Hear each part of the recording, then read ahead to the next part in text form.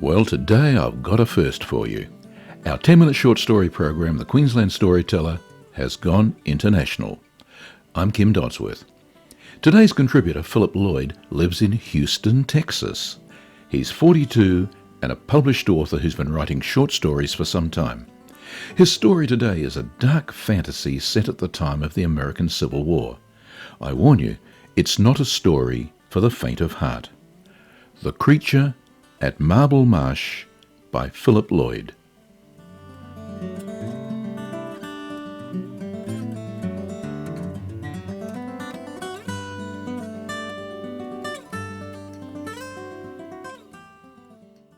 "He's got fire in his eyes," said the old corporal, scowling at his young Yankee prisoner. "Smoke pouring out his nose, death's black tail, and claws that'll skin you before you even scream. They call him Magoon. He lives just yonder through the swamp. If you don't bow down to him," he said, turning toward Sergeant Johnson, "he just might eat you too." Johnson laughed.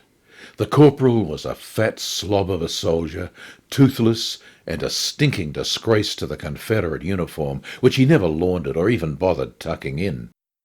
But his shackled Yankee prisoner seemed to be taking it all to heart, the bug-eyed fear in his face visible with every flicker of the campfire.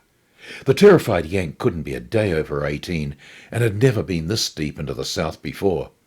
The swamp was a breeding ground for tall tales and tellers thereof.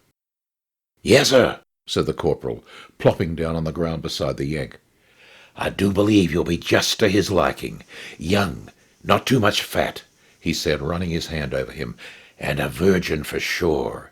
Yes, sir, Magoon sure do like them virgins. Says they're sweeter than sugar cane." Johnson laughed again. "Finger-licking good," he joked. "Yes, sir, Sarge," agreed the corporal, with such a frightened look about him. "Finger-licking good." He was quite a showman.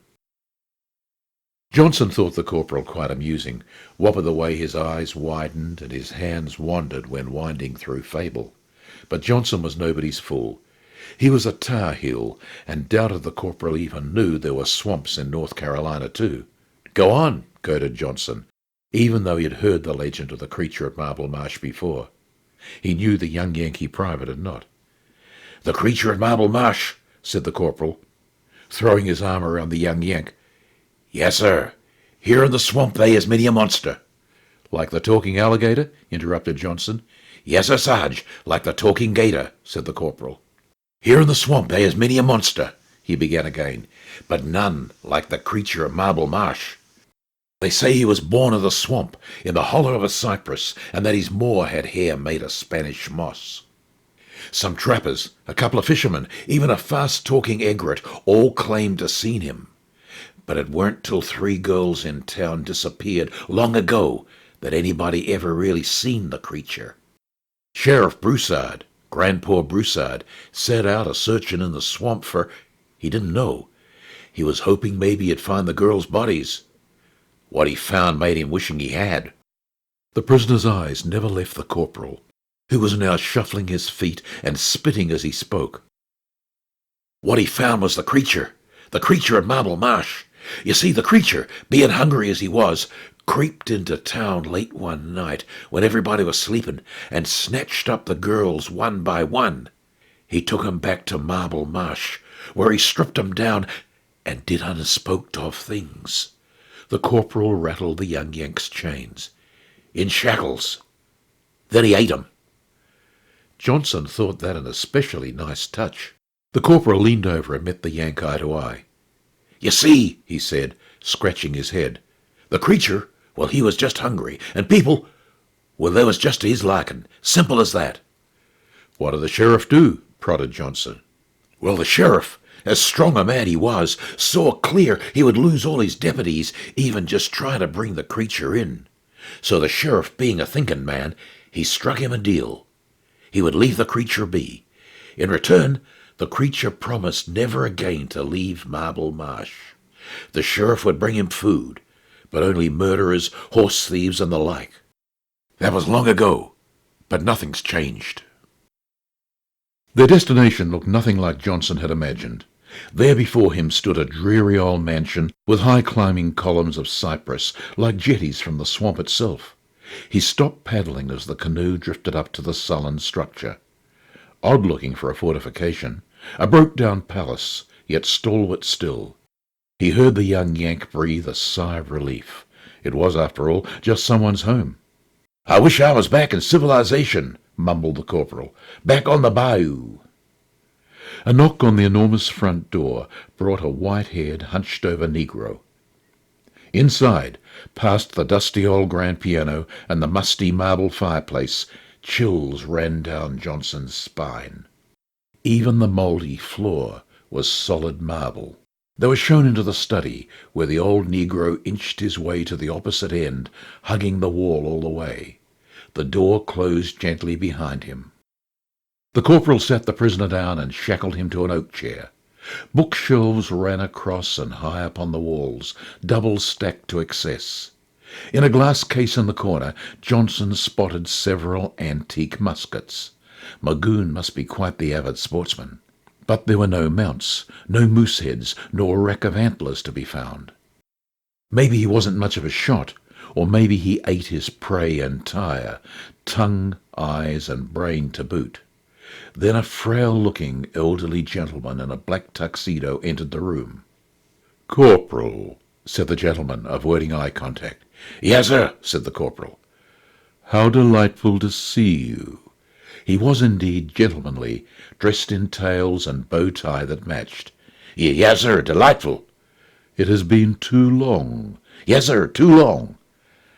"And with whom do I have the pleasure?" said the gentleman, turning towards Johnson. Fat green veins in his ashen face ran from his age-spotted brow to his white-splotched lips, with his hollow eyes set far back in his skeletal head. "This here is Sergeant Johnson, sir," said the corporal. "How do you do, Sergeant? I am Jonathan Magoon." His face twitched ever so slightly, avoiding eye contact with Johnson as well. The young Yank breathed a sigh of relief. This was the creature? "Nice to meet you, sir," said Johnson, extending his open hand. But Magoon did not shake it. He only stood holding his hands behind his back, looking like a gentleman of great frailty. Johnson knew all along there was no creature, but he expected the gentleman to be of some spine or stature at least. "The Sarge here is from North Carolina," said the corporal. "By God, you lads are doing a commendable duty up there." "Yes, sir," said Johnson, now noticing that Magoon had neither eyelashes nor brows. He still wasn't sure who this half-hunched-over man was, but he called him sir nonetheless. "And this is?" said Magoon, leering as he looked towards the prisoner. "Well, you just leave him to me," said Magoon, running his hands over the prisoner. "Folks don't come around here often, but when they do, they sure do their share of talking." Johnson looked up into Magoon's eyes. They were bloodshot red, like fire. Johnson snapped to attention. He turned toward the corporal, but the corporal was gone. He looked back at Magoon. Cigar smoke eased out Magoon's nose as he laughed wickedly, his bloody gums oozing with tiny popping bubbles of percolating pus. Johnson looked toward the swamp, backpedaling slowly as he saw the corporal trip into and almost tip over the canoe.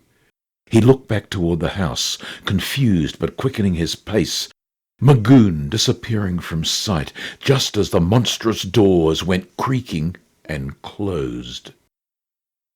Johnson stopped paddling momentarily as the pirogue drifted and disappeared back into the marsh. Through the window to the study he could see Magoon standing over the shackled Yank, playfully running his fingers through the young man's hair as he slid the bandana slowly from his neck. Smoke poured out Magoon's nose, and his black tuxedo tail raised, while leaning over the delicious young Yank, blood dripping with drool. Johnson started paddling again, even faster now, remembering another story the old corporal loved to tell, and how he had warned him time and again about the talking gator of Cypress Swamp. Our thanks go to Philip Loyd of Houston, Texas, for today's story. I'm hoping you'll pick up the pen for us again in the not-too-distant future. Till then, this is Kim Dodsworth signing off the Queensland Storyteller. Till next week. Goodbye for now.